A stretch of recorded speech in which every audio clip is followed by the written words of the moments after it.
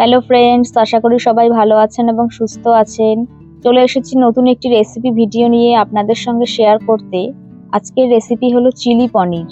এটি বানাতে খুব বেশি উপকরণের দরকার নেই, অল্প কিছু উপকরণ দিয়েই আপনারা খুব সহজে বাড়িতে এটি বানিয়ে ফেলতে পারেন। তো চলুন শুরু করা যাক রান্নাটা। আপনারা আমার ভিডিওটি শুরু থেকে শেষ পর্যন্ত দেখতে থাকুন। এখানে আমি 400 গ্রাম পনির নিয়ে নিয়েছি। পনিরগুলোকে একটু বড় সাইজের করে কেটে নিয়েছি।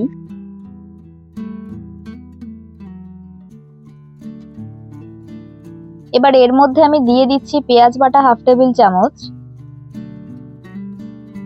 দিয়ে দিচ্ছি রসুন বাটা হাফ টেবিল চামচ, আদা বাটা হাফ টেবিল চামচ, কাঁচা লঙ্কা বাটা হাফ টেবিল চামচ, নুন স্বাদ মতো, কর্নফ্লাওয়ার 5-6 চামচ।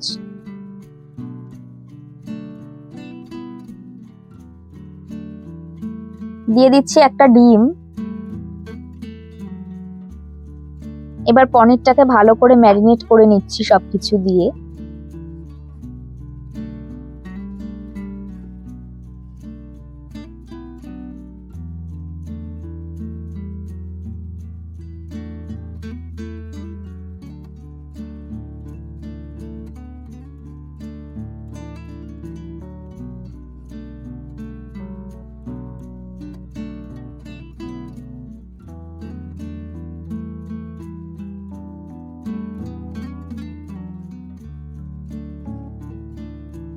দেখুন খুব ভালোভাবে আমি পনিরটাকে ম্যারিনেট করে নিয়েছি।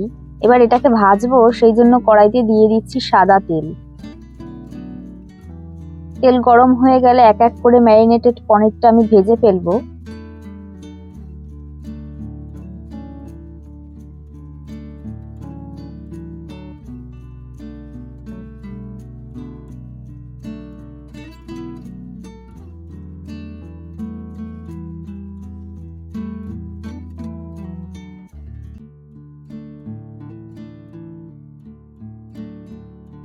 পনিরগুলোর এক সাইড ভাজা হয়ে গেলে আমি উল্টে দিচ্ছি।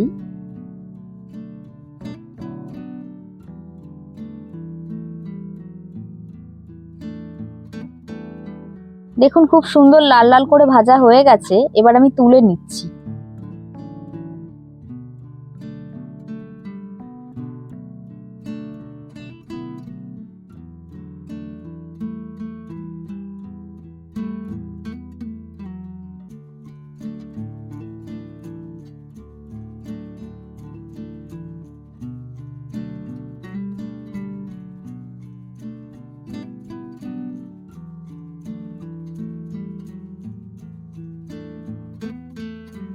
এবার ওই তেলের মধ্যেই আমি দিয়ে দিচ্ছি রসুন বাটা হাফ টেবিল চামচ, আদা বাটা হাফ টেবিল চামচ, পেঁয়াজ বাটা হাফ টেবিল চামচ, কাঁচা লঙ্কা বাটা হাফ টেবিল চামচ,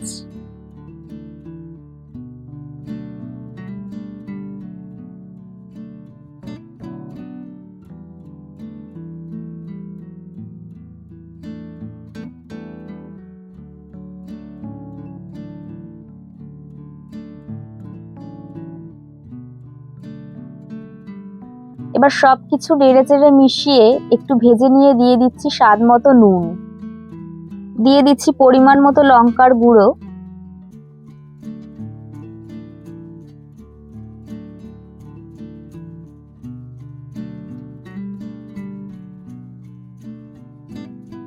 দিয়ে দিচ্ছি কাশ্মীরি লঙ্কার গুঁড়ো 1 টেবিল চামচ,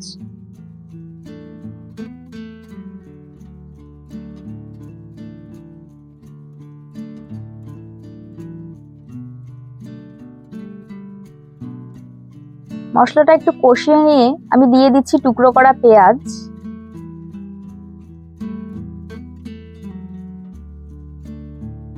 পেঁয়াজটা একটু ভালো করে নেড়ে নিয়ে আমি দিয়ে দিচ্ছি ক্যাপসিকাম ও রেড বেল পেপার।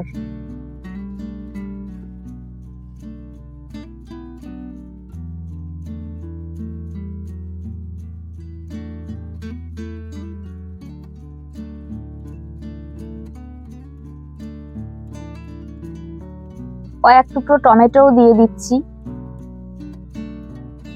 সবকিছু খুব ভালো করে নেড়ে চেড়ে দিয়ে দিচ্ছি অল্প একটু জল।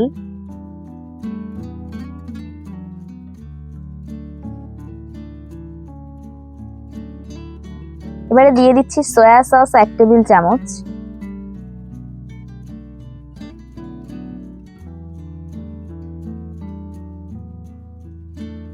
এবার একটু নেড়ে দিয়ে দিচ্ছি টমেটো সস 3 টেবিল চামচ।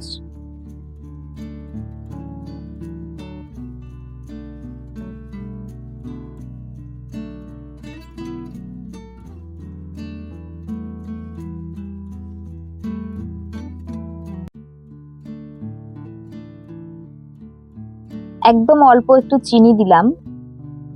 এবার ভেজে রাখা পনিরের টুকরোগুলো কড়াইতে দিয়ে দিচ্ছি।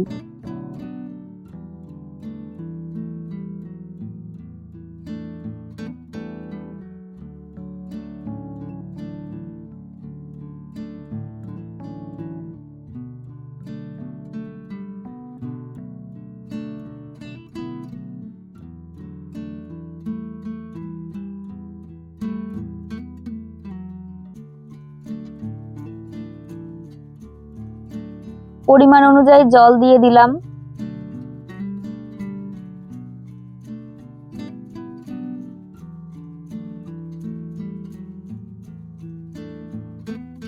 এবার মাঝারি আঁচে 2 মিনিটের জন্য ঢাকা দিয়ে দিচ্ছি।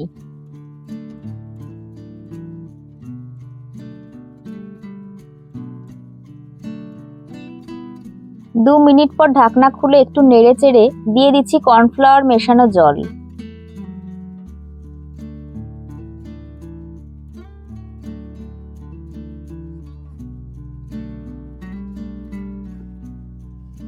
আবার ঢাকা দিয়ে দিচ্ছি 2 মিনিটের জন্য মাঝারি আঁচে।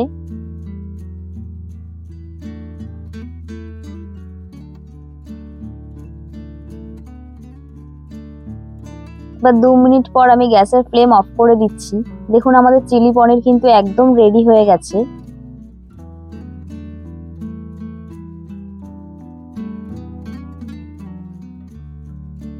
আপনারা ফ্রাইড রাইস, রুটি, পরোটার সঙ্গে এই রেসিপি সার্ভ করতে পারেন। আশা করি আপনাদের সবার খুবই ভালো লাগবে।